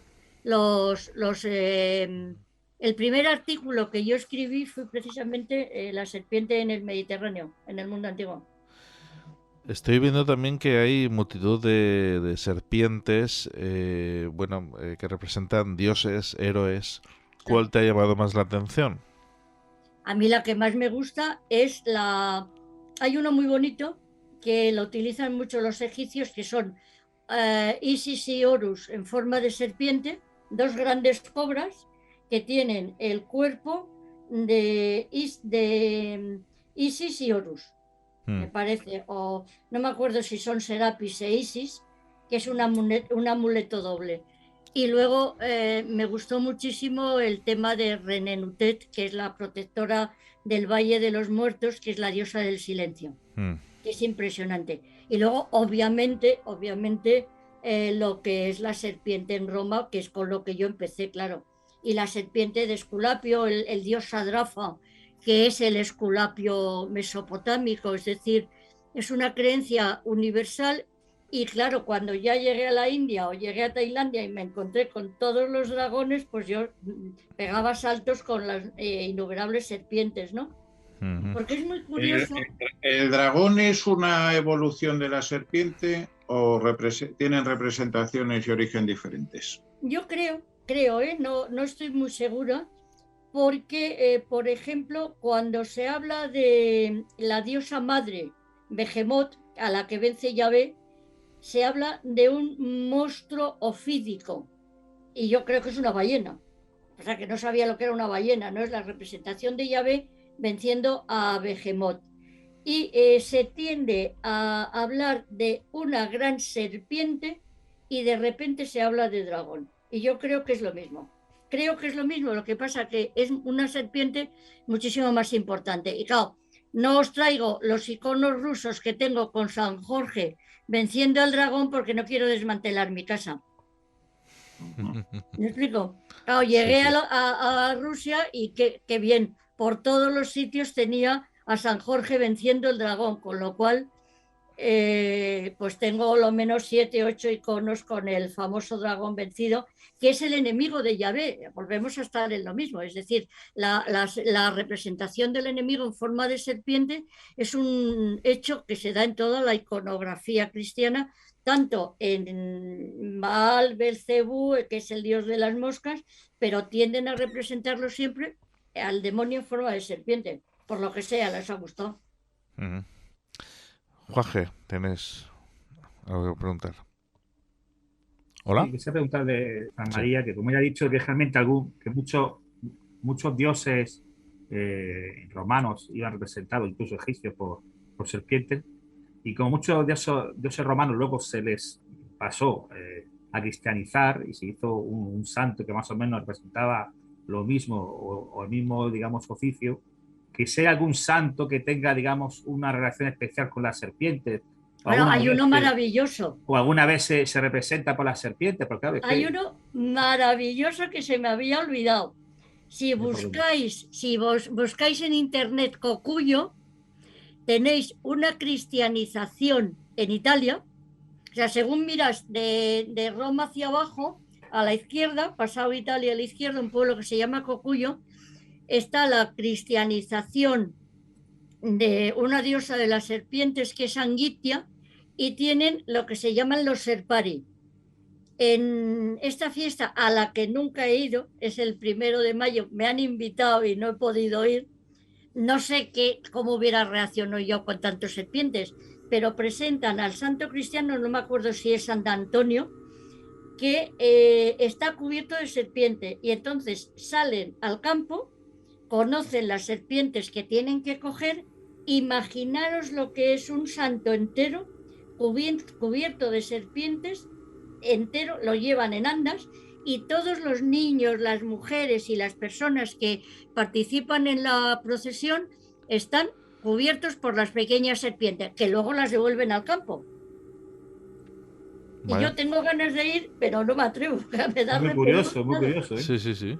Precioso. Y son los marsos, que son los que vivían en esa religión anterior a los latinos, certificaban el nacimiento de un hijo legítimo metiéndolo en un pozo con serpientes. Si el niño vivía, es que era hijo del marso, de su padre, y si moría, es que era hijo del vecino del quinto. Entonces lo tiraban. Y luego es una costumbre que también me la explicó un amigo mío libanés, que tenían en Líbano, donde hay también entre los cananeos hay mucha costumbre también de cultos de serpientes. Es decir, ¿quién era la madre que se atrevía a dejar al hijo del vecino que lo metiesen en una cuba con serpientes para que él se lo comiera, y le mataban, o sea, se envenenaban? Y se conoce que lo que hacían era con la cobra o la serpiente venenosa, cuando le quitaban el veneno, como os he contado que hacen en Tailandia con el vaso, ese poquito que queda mordían al bebé, y entonces le iban acostumbrando cada vez a mayor dosis de veneno de serpiente, y ya no moría. Y luego hay otra tribu que es impresionante, que encontré una foto hace muchísimos años y ya no la encuentro, que son los psilos, que son norteafricanos de una parte del Sáhara, que se meten en la madriguera de la serpiente y la sacan y se la ponen enrollada en la cabeza, que me parece que es una muy similar a lo que vemos luego con los faraones cuando se ponen la serpiente en la cobra, ¿no?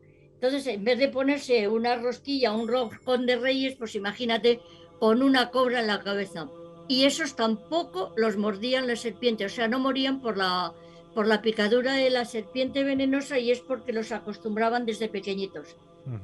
Vamos, el que se moría lo tiraban y hacían otro, no tenía ningún problema. Sí. Fijaros de la burrada que José, estoy contando. el micrófono. Dime.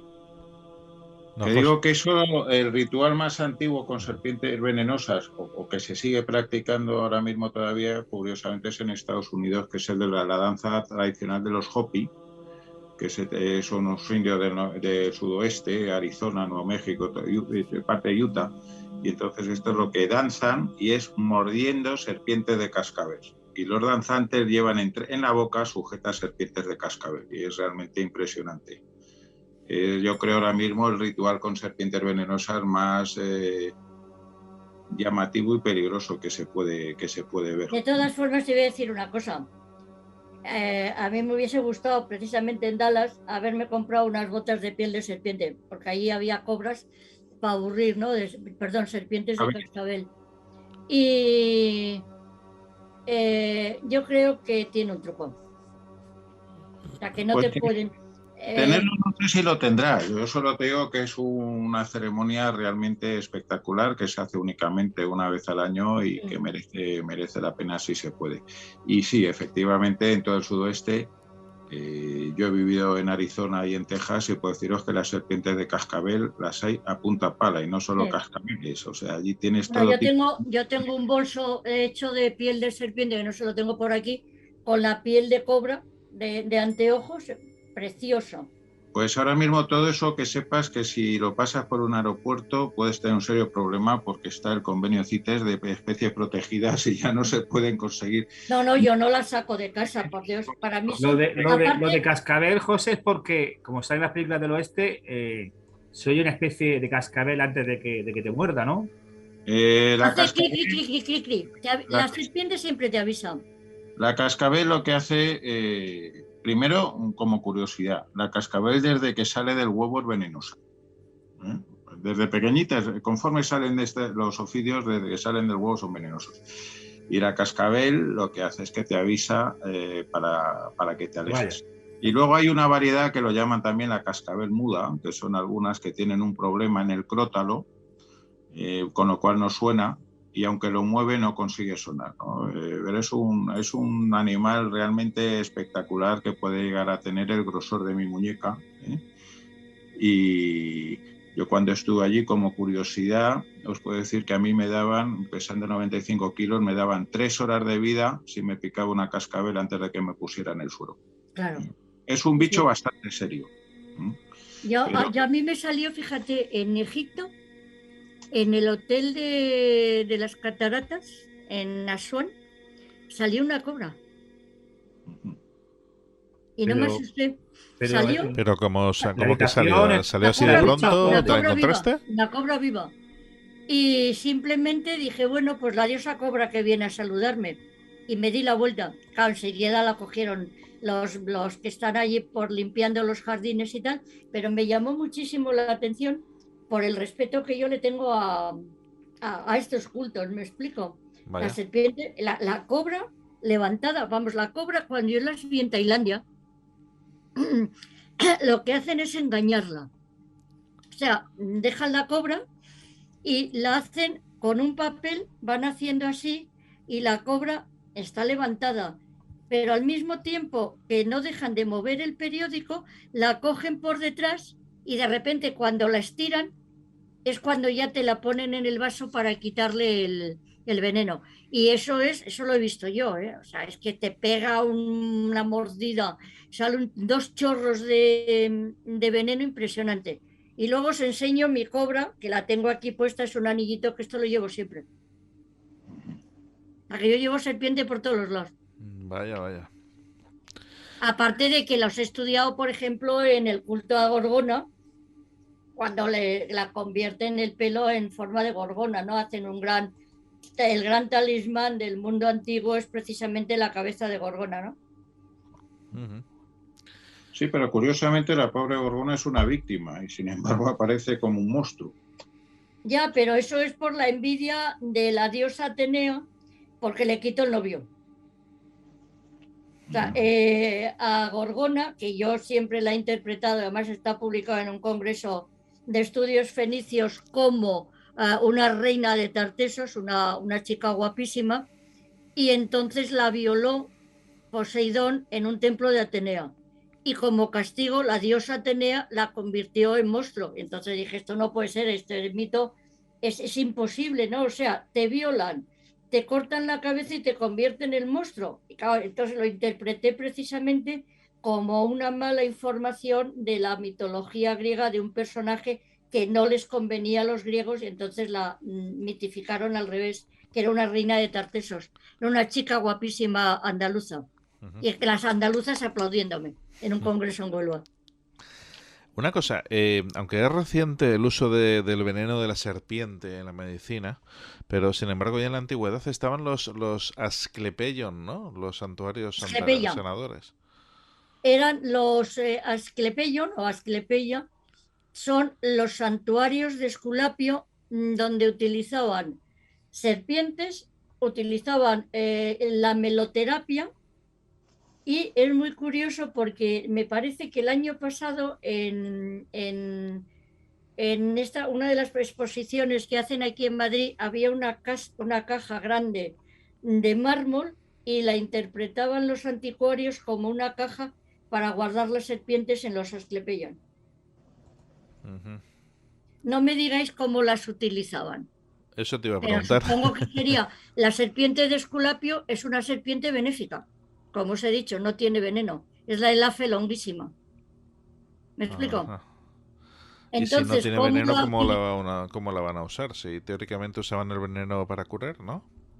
Dime, se oye fatal, Fernando. Sí, ¿me escuchas? Sí. Sí. ¿Cómo usaban las serpientes si teóricamente el veneno... Dices que no tenía veneno, ¿no? No tengo ni idea. Porque son cultos que no sé... No, yo por lo menos no he encontrado salvo la descripción, por ejemplo, los asclepeios que conozco, uno es el de Pérgamo, que está en la parte de abajo, y otro que está en Epidauro, en la península del Peloponeso. Ajá. Y entonces se sabe que utilizaban serpientes y que las criaban allí y tal, pero el uso que les daban no lo sé. Hay veces que cuando representan al dios, las representan en forma de serpiente porque hacían una consulta y los dormían, se conoce que les daban drogas a los enfermos y veían al dios por la noche representado en forma de serpiente o de sacerdote disfrazado, ¿no? Y entonces les daba lo que necesitaban, la medicina que tenían que tomar. Entonces eran como una especie de sanatorio y donde pagaban por la medicina que les daban los sacerdotes médicos de Esculapio, con el dios por medio. En ese sentido creo que hay un análisis de ese tema en un libro de Enrique Ramos que se llama La incubación de sueños, que es sobre el tema de la utilización del sueño dentro de los... Sí, pero no es lo mismo la incubación por sueño, que es cuando se utiliza la fórmula Esviso, que cuando utilizas la incubatio como no consulta, ¿me explico? O sea, además ofrecen una inscripción y eso se hace también con la necromancia, cuando vas a pedirle al difunto que te revele lo que quieres saber. Entonces hacen luego una ofrenda que ponen una fórmula que se llama ex visu, porque lo vi. Significa que has visto al muerto al que has ido a consultar en sueños. Y luego otra curiosidad que solamente existe en España y que yo me la encontré también por casualidad y tenéis el artículo en internet, es el único fantasma que tenemos representado desnudo en una inscripción romana, está en el Museo de Santander y es precisamente por un hecho de necromancia. Este sin serpiente. O sea, es lo que se llama una incubatio. ¿Me explico? Incubatio, puedes ir a ver el fantasma para que te revelen un secreto o necesitas tener encontrar algo y tal, y esto lo hace la dedicación la hace Neoria Avita a su marido porque se lo dedica porque le ha visto y además le representa como le vio. y pone la fórmula ex visu, es decir, que se le apareció. ¿Cómo se le aparece el muerto? No se sabe, porque como los romanos tenían la costumbre de enterrar al muerto y se creía que el alma estaba en la tumba, el muerto se aparece in situ, o vas al templo a donde se te aparece también el muerto. ¿Me explico? O sea, puedes ver al muerto donde lo tienes enterrado, o si haces la ofrenda en un santuario, que es el Asclepeion, y se te aparece y das la limosna a los sacerdotes. Bueno, de ahí viene también el terror romano a morir en el mar y que no aparezca el cadáver. Hombre, claro, el problema es que si estás en el mar y no tienes un sitio donde está fijo el cadáver, resulta que tu espíritu está errante y te conviertes en un fantasma. Y eso es otro de mi tema de investigación. Juanje tenía una pregunta. María, es una imagen que tenemos siempre en la cabeza cuando vemos algún reportaje sobre todo sobre la India, que es los famosos encantadores de cobras con la flauta. ¿Esto es más bien leyenda o tiene su parte científica, su parte mitológica? Si sobre eso has estudiado algo, has hecho alguna investigación. Vamos a ver, hay una cosa que hay que negar tajantemente, que la cobra oiga la flauta, porque la cobra es sorda, la serpiente es sorda. Lo que se dice es que sigue los movimientos de la flauta y se levanta, y están entrenadas para ello. Yo, desde luego, nunca he hablado con un encantador serpiente. Claro, con un encantador de cobras. Y lo que me llamó la atención también, por ejemplo, en Marrakech, cuando te las ponen y juegan con ellas y tal, yo creo que las pobres tienen menos dientes que mi abuela. Sí, por eso se dice siempre lo de cuando alguien es un poco así pícaro o embaucador, se le llama eres un encantador de serpientes, ¿no? Porque ya hay gato encerrado, ¿no? Pero ¿sabéis por qué? ¿De dónde viene eso? Porque la serpiente no tiene pupilas. Es decir, siempre tiene los ojos abiertos. Y entonces te la quedas mirando y te hechiza, que es lo que se llama la fascinación. Si os acordáis del libro de la selva, cuando está Mowgli en el árbol y está acá, que se lo quiere comer, le canta y se le mueve así. Y de repente llega el oso, tira de la serpiente y se va la serpiente a la porra y se libra el crío de la serpiente, ¿no? Pero la serpiente dice que te fascina, que es la fascinación. Fascinum es directamente el falo, el amuleto es el término del falo masculino en latín, el fascinum, y directamente se llama también fascinación eso. Cuando yo hice con Javier del Hoyo, que publicamos la sistematización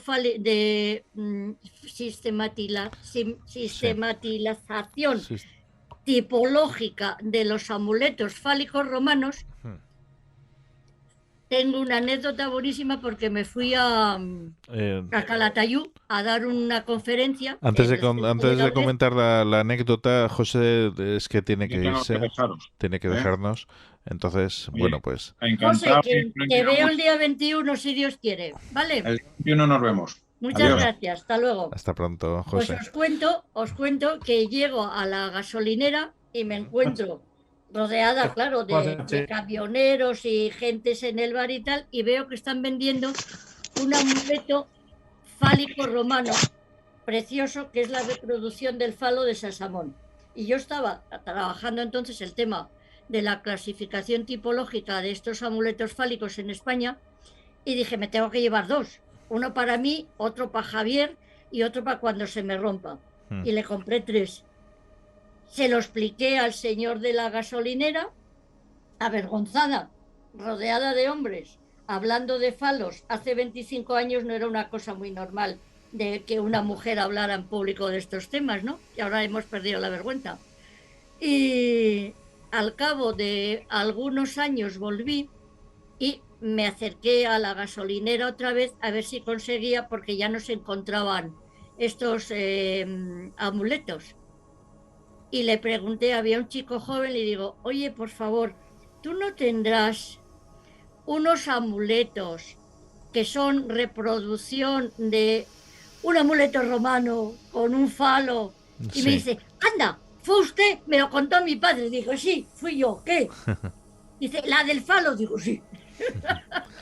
Volviendo a las serpientes, una pregunta que, bueno, la verdad es que es algo que me fascina. Siempre se relaciona, cuando se relaciona el tema de la serpiente con la mujer, ¿de dónde viene todo esto? Pues todo viene de lo que hablábamos antes, de la utilización de consolador de la serpiente en los cultos. Por ejemplo, en los cultos de dionisacos se utilizaba la serpiente. ¿Me explico? Y cuando la utilizan en la película de Alejandro Magno se ve perfectamente. Y posiblemente, aunque no se cuentan y pensando mal, porque sabéis que estos cultos estaba prohibido revelarlos con la muerte, de que posiblemente utilizaban a una serpiente para desvirgar a las niñas. No lo hacían con el dedo, como lo hacen los gitanos cuando el pañuelo, ¿no? Cuando el rito. Y es muy curioso. Pero en estos cultos, precisamente, una de las leyendas que se habla de Olimpia es que Filipo la repudió porque la vio en la cama con su serpiente, que es la boa albina que ponen en la película de Alejandro Magno. Sí. O sea, que las mujeres utilizaban la serpiente como consolador. Se acostaban con ella entre las piernas y se masturbaban directamente. El marido estaba en la guerra y era, antes de utilizar a un esclavo o a una esclava o lo que fuese, pues utilizaban un consolador de forma de serpiente. Digo yo, son suposiciones, porque eso no se cuenta, claro. No se ha probado. No se ha probado, pero se insinúa. Ajá. Entonces, cuando se insinúa... ¿Pero se insinúa de qué forma? O sea, ¿aparecen escritos? No, los que la serpiente se utilizaba en los cultos dionisíacos, la tenéis en lo que os he dicho, la serpiente de Dionisos en forma de serpiente, en la moneda esta que os he dicho, que son los cistóforos. ¿Me explico? Entonces es la serpiente de Dionisos que tiene que se aparece en los cistóforos. Sí, pero has dicho que se usaban de forma como consolador. ¿Esto dónde aparece? O sea, ¿de qué forma podemos encontrarlo? ¿En escritos? No lo encuentras escrito jamás. Ajá. Lo encuentras insinuado. Insinuado. Se dice que... Me dice, entonces, claro, como estos cultos no se podía hablar de ellos, ¿me explico? Sí. Y la serpiente, la leyenda dice, además hay una cosa que es fundamental, que tenéis una foto impresionante en internet de un pintor que está Zeus en forma de serpiente, pero forma de serpiente digamos, de los testículos hacia abajo. En la parte de arriba es un tío y está violando a Olimpia. Es la representación, vamos, violando, está haciendo el amor con ella. Entonces es un tío o disfrazado de serpiente o es una serpiente fálica. Y es Zeus sagreo en forma de serpiente, antropoformizada. Con lo cual, eso significa que era algo común la utilización de la serpiente en los cultos macedonios de Julio Zagreo como consolador de las mujeres. Pues, Juanje, tienes un par de preguntas. Estoy realmente disfrutando con el tema de la simbología de la serpiente en todo, ¿no? Me vuelve, digamos, a la memoria en el Antiguo Testamento cuando y Aarón van a Egipto a liberar al pueblo judío, como los sacerdotes del faraón tienen unas varas que se transforman en cobra, y Aarón, el hermano de Moisés, también pone la suya en una cobra, se convierte en una cobra y se come a las otras tres que representan lo que han puesto, digamos, lo de los O sea, que realmente La de los sacerdotes, demuestra sí. como el poder cambia, ¿no? En ese sentido de que como que la magia que tiene, representada en este caso por la única cobra que representa la vara que pone, digamos, Aarón en el suelo, puede con las otras 3 varas de los sacerdotes del faraón, ¿no? O sea, Hay esta una serpiente simbología... preciosa precisamente en el monte Nebo, que es donde está la vara con la serpiente de Moisés, porque Moisés directamente fue castigado por Dios porque mandó, por Yahvé, porque mandó 12 espías a la tierra de Palestina y no se fió de la palabra de Yahvé. Entonces Yahvé le castigó a no entrar en Palestina. Pero ve Palestina desde el monte Nebo y se dice que Yahvé está enterrado ahí, que está en Jordania. Entonces tú estás viendo a lo lejos, debajo tienes el Jordán, a lo lejos tienes los palmerales de Jericó y detrás tienes la vara de Moisés, donde nos hacemos todo el mundo la foto. Yo tengo 3 o 4 que está la vara de Moisés, y se dice que en esa iglesia está enterrado Moisés, porque no le permitió Yahvé entrar en la tierra prometida por no fiarse y mandar a los ojeadores o a los, como se llamen, a los exploradores, que es una de las pruebas que yo ponía muchas veces a mis alumnos en el examen, que estaban acostumbrados a ese examen, para que me lo comentasen precisamente hablando del Antiguo Testamento y de la vara de Moisés, que en realidad es un culto cananeo. ¿Me explico? Sí, por eso decía que la simbología estaba ahí, está claro por algo. Si eso, simbología está clara, está puesto ahí, está, digamos, escrito ahí porque debe de estar. Cuando Moisés baja de ver la zarza ardiendo del Sinaí, lo que se encuentra son adoradores de las serpientes que están adorando no al becerro de oro, sino a la diosa de la serpiente de Canaán. ¿Me explico? Sí. Entonces, por eso se habla, está todo, claro, todo ligado. Claro. Daros cuenta que hay una guerra tremenda entre lo que es el yavismo y lo que es la religión pre-yavista.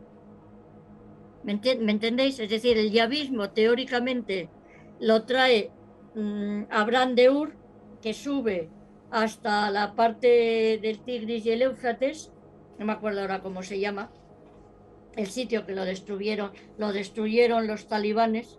Era un templo precioso, muy bien conservado, y luego va hacia la costa y ya se establecen y se habla que el culto al sol, al dios, que en realidad es el dios sol, lo toma precisamente Abraham de aquí, de la parte alta del Éufrates y el Tigris. Y luego, cuando llegan a Canaán, lo que tienen son los cultos cananeos de las diosas serpientes, y es cuando lucha la serpiente de Moisés contra las serpientes, teóricamente, de los cultos extranjeros representados por el faraón, porque ni Moisés existió, ni hubo serpientes, ni hubo hebreos en Egipto. ¿Me explico? Simplemente es la tradición que es pre todo. Pero claro, tienen que justificar de alguna manera la posesión de la tierra prometida, porque el pueblo hebreo era anepígrafo, no tenían cultura escrita, y entonces aprendieron a escribir en Babilonia durante la cautividad. Pues, querida amiga, vamos... Bueno, ¿tienes una última pregunta o conclusión, Juanje? Jorge está encantado pensando lo que he dicho. Yo tengo una última pregunta que me viene... Sí, pero es que ahora me están viendo muchas películas, muchas cosas que he visto de la simbología de lo que es la serpiente, ¿no? Sí. Ella ha dicho que la serpiente simbolizaba cuando una monarquía se perpetúa. Y quiero recordar que ha dicho eso yo. Eso, ¿no puede ser? que está relacionado con que la monarquía tiende, digamos, a permanecer, ¿no? No, yo creo que no he dicho eso. ¿Lo habrá dicho José Sevilla? Yo he dicho que es la protectora de los faraones en Egipto. Era porque, por ejemplo, cuando el serie... Se entrecorta, Juan G. No, que estaba hablando sobre el tema, me da mucho, digamos, la atención la simbología sobre la serpiente. Y, por ejemplo, no sé si ella ha visto la serie Vikingos. Esta serie se ha sido últimamente tan... ¿La cual? Vikingos. La serie Vikingos. Bueno, el tema es que hay una simbología cuando el padre que tiene varios hijos, Laudrup muere, que va a invadir, digamos, en Inglaterra, y al final le tienden una trampa y cae a un... Bueno, pero eso cuando cae con los tigres o los leones y tiene que morir con la espada en la mano. Sí, pero dicen que es una buena muerte para él, no sé por qué razón. Porque para entrar en el Valhalla, el guerrero vikingo tiene que morir para que lo reciba Odín con la espada en la mano. Pues no tiene nada que ver con la serpiente. Ya, pero no sé, yo había oído... es que sería entonces una especie de, digamos, frivolité que se tomaría el guionista, porque daba, digamos, a aparentar que ellos decían que había tenido una buena muerte, lo de la serpiente con los vikingos, ¿no? Yo no he visto la serpiente. En la película esa del príncipe valiente, que es lo mismo cuando escenifican que está Keith Douglas y está Tony Curtis. Dime. Keith Douglas y Tony Curtis. Y Tony Curtis en esa serpiente, ahí está con la espada. No, pero no, yo me refiero a la serie. No, la serie no la he visto. Entonces no. Es que ahí parece que hay una simbología en la muerte, que muere con la espada en la mano, pero muere en un pozo de serpientes. Entonces eso los hijos lo ven como algo digamos bueno dentro de lo malo, ¿no? Bueno, amigos. No creo yo que tuvieran muchas serpientes en Suecia con el frío que hace. No, era en Inglaterra. Era en Inglaterra, pues tampoco. O en Francia. Lo cierto, en Irlanda no hay ni una serpiente, las escultó San Patricio. Queridos amigos, vamos ya a terminar. Muchísimas gracias, Ana, por estar esta noche aquí con nosotros, acompañarnos, como siempre. Mi serpiente os saluda. Juan G. Caparrós. Y bueno, solo queda pues decir a los radiantes espectadores que nos están viendo y escuchando que pueden contactar con nosotros a través de nuestro correo electrónico info@elcandelabro.es. También lo pueden hacer a través de las redes sociales. Estamos en YouTube, estamos en Facebook, en los grupos tenemos un grupo en Facebook, una página en Facebook, también estamos en Twitter. En fin, podéis contactar con nosotros fácilmente. Podéis seguirnos, nos podéis seguir en YouTube, darle like a YouTube, y estamos también en iVoox. En iVoox os podéis os suscribís también para seguirnos, y también nos podéis apoyar. ¿Cómo nos podéis apoyar? Es muy sencillo, os podéis hacer miembros de la comunidad fan del Candelabro en iVoox. ¿Cómo se hace esto? Atentos. Hazte fan del Candelabro en iVoox. Comienza con extras de nuestros programas, sorteo de libros y otros regalos. En iVoox verás una pestaña azul que pone apoyar, y haciendo clic aquí podrás apoyar nuestra labor divulgativa con un coste mensual de 1,49 € al mes. Hazte fan del Candelabro en iVoox ya mismo. Bueno, pues ha llegado el momento. Ana María Vázquez Ois, muchísimas gracias, amiga, por estar esta noche. Como bien te decía antes, Juan G. Caparrós. Nada, encantado como siempre, y he aprendido un montón sobre las serpientes. Sí. Me encanta. Lo que tengo ganas es de jubilarme de verdad y leerme todo el tratado este. Madre mía. Claro, es que es impresionante. ¿Y en qué está? Está en francés, menos mal. Bueno, y este pues es en inglés, claro, daros cuenta y este es maravilloso. Pues la Cobra Goddess es maravilloso. Pues hay que leerlos. Habrá que leerlos. Pues lo dicho, amigos, nos volvemos a encontrar el próximo viernes aquí a medianoche en Azul FM Radio, en YouTube y en iVoox, como siempre. Hasta pronto. Chao. Hasta luego. Hasta luego, gracias.